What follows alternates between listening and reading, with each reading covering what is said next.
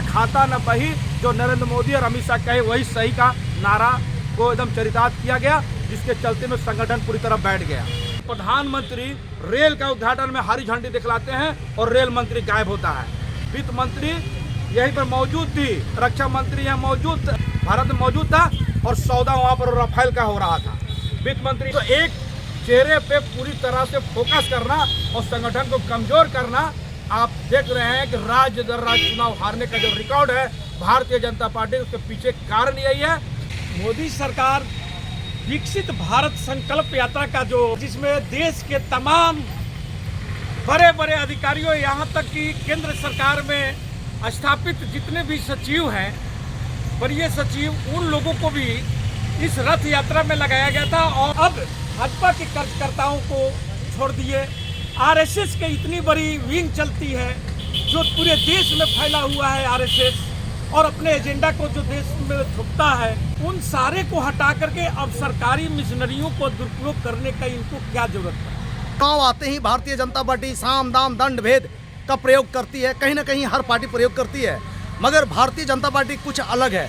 कभी सेना का प्रयोग करती है, कभी केंद्र का सचिव को, केंद्रीय कर्मचारियों को, अब तो जिला के प्रखंड और अंचल के सीओ और बीडीओ तक को प्रयोग कर रहे हैं। उसके बावजूद भी ये यात्रा को रोक देना, क्या कहेंगे आज़ाद जी? देखिए, दरअसल इस बात को समझने से पहले इस बात को समझना जरूरी है कि ऐसी परिस्थिति देश में अचानक कैसे खड़ी। जिस बात की ओर अभी जो रवि रंजन जी इंगित कर रहे थे, तो इस मामले पे जो बात कही जा रही है और जिस सवाल को लेकर आप आए हैं, वो सवाल स्पष्ट करता है कि आप नरेंद्र मोदी के जो चेहरे में जो कमी आई है, जो गिरावट आई है, उसकी ओर इंगित करते हैं ये सारे चीज़। क्योंकि आपको ये समझना होगा कि जो 5 राज्यों का जो चुनाव हो रहा है, ये चुनाव 2024 चुनाव का सेमीफाइनल माना जा रहा है। और इस पर सबसे दिलचस्प है कि आनन फानन में किसी तरह शिवराज सिंह चौहान को मध्य प्रदेश में रोकने के लिए, उनको मुख्यमंत्री का चेहरा बनाने से रोकने के लिए, और उसी तरह राजस्थान में वसुंधरा राजे सिंधिया को, और इसी तरह छत्तीसगढ़ में रमन सिंह को चेहरा बनाने से बचने के लिए आनन फानन में भारतीय जनता पार्टी ने नरेंद्र मोदी का चेहरा का फैसला ले लिया। लेकिन आपको याद होगा कि जितना जगह भी प्रधानमंत्री का चेहरे पर चुनाव राज्य स्तर पे विधानसभा का चुनाव हुआ, उसका रिजल्ट क्या है आप देख लीजिए। अव्वल तो इसकी शुरुआत कहाँ से हुई, जब मुख्यमंत्री का चेहरा बनाने वाले झारखंड के रघुवर दास अपने विधानसभा का चुनाव हार जाते हैं, अपने सीट से एक निर्दलीय प्रत्याशी से हार का सामना करते हैं। तो स्पष्ट था कि यदि भारतीय जनता पार्टी के अगर कोई मुख्यमंत्री का चेहरा होंगे, वो भी चुनाव नहीं जीत पाएंगे।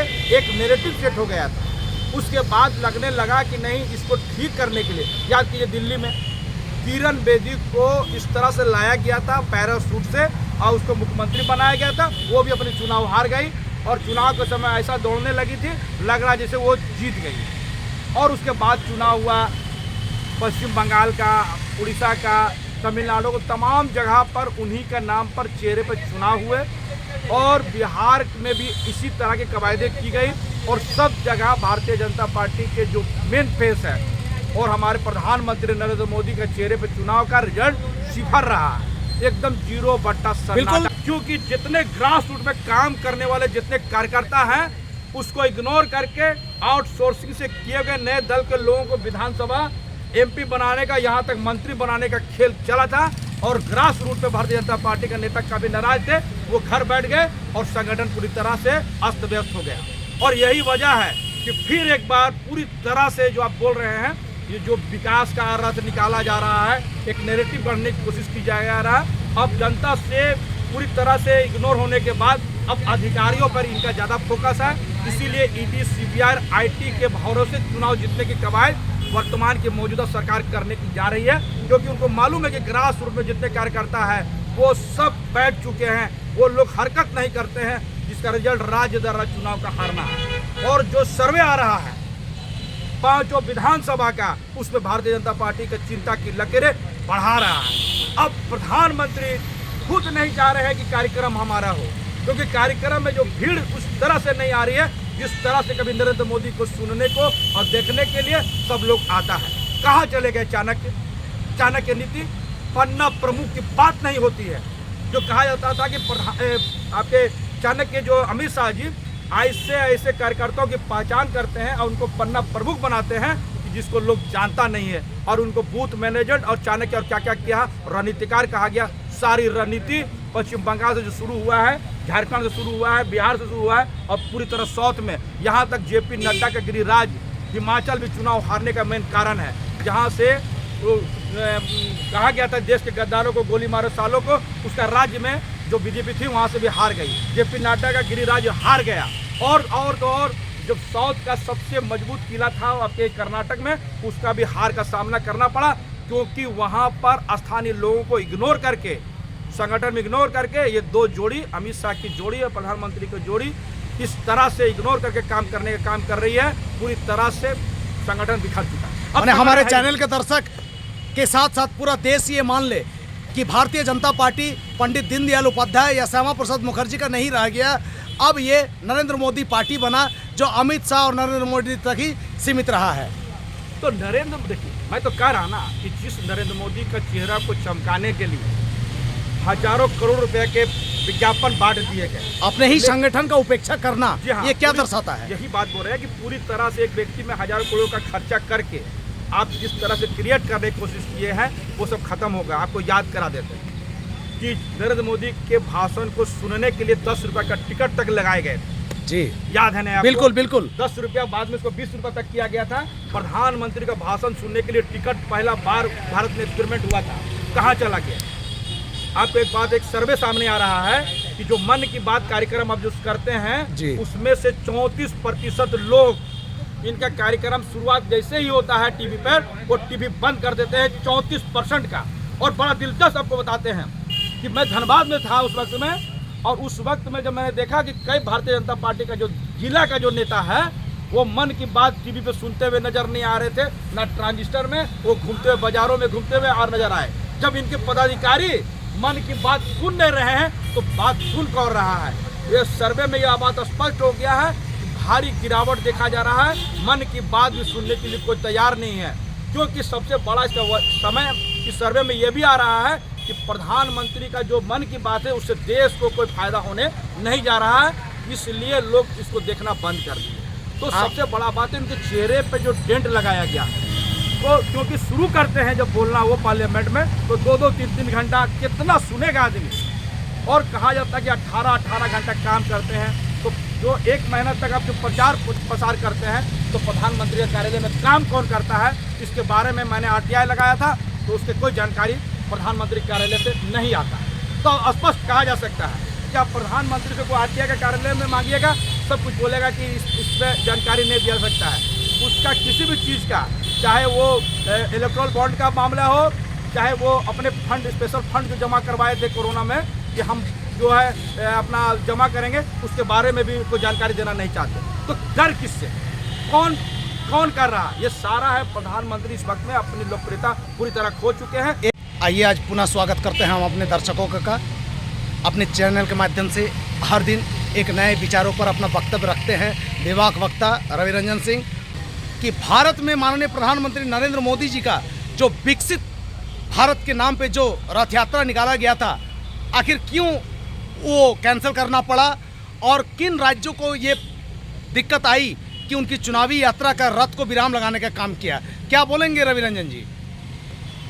चंडीदा, सबसे बड़ा बात आपने जो सवाल किया कि मोदी सरकार विकसित भारत संकल्प यात्रा का जो एक आयोजन किया गया था, जिसमें देश के तमाम बड़े बड़े अधिकारियों, यहाँ तक कि केंद्र सरकार में स्थापित जितने भी सचिव हैं, वरीय सचिव, उन लोगों को भी इस रथ यात्रा में लगाया गया था। और जिला वाइज जो जिले के पदाधिकारी हैं, गवर्नमेंट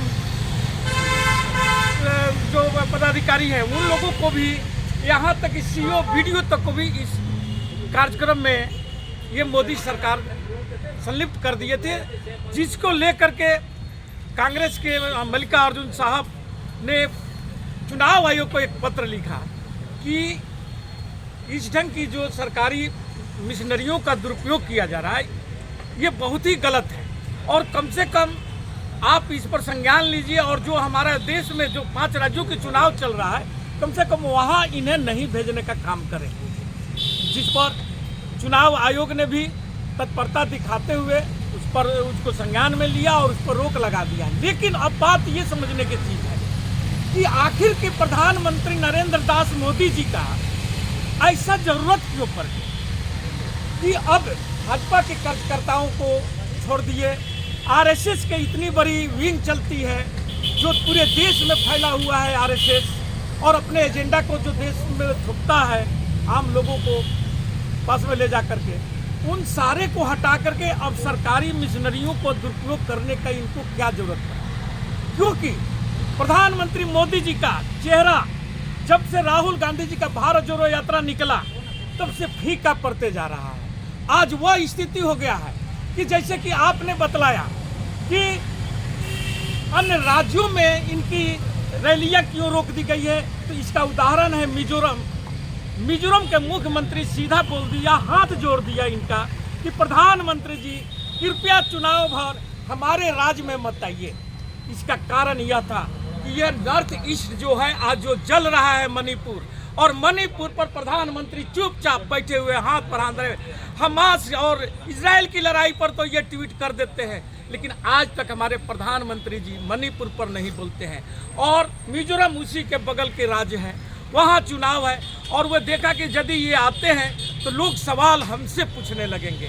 जो हमारी स्थितियाँ जो कुछ बनी हुई है, बोला हम हारेंगे तो जरूर ही, क्योंकि वहाँ जो कांग्रेस की लहर नहीं परचम फहर रहा है मिजोरम के 5 राज्यों में, लेकिन वे बोले कि हार भी हो तो सम्मानजनक ढंग से, जैसे हम लोग बचपन में सुनते थे कि भैया तू गालियों दल लेकिन इज्जत से दल।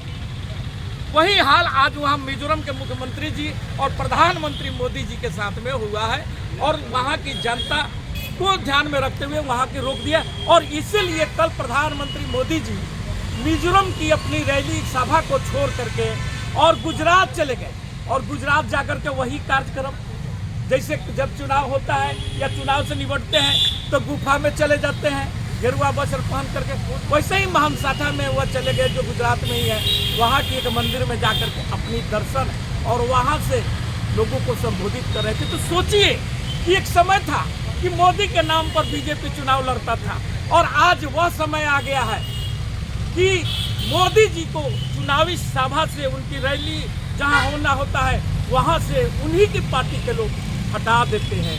ये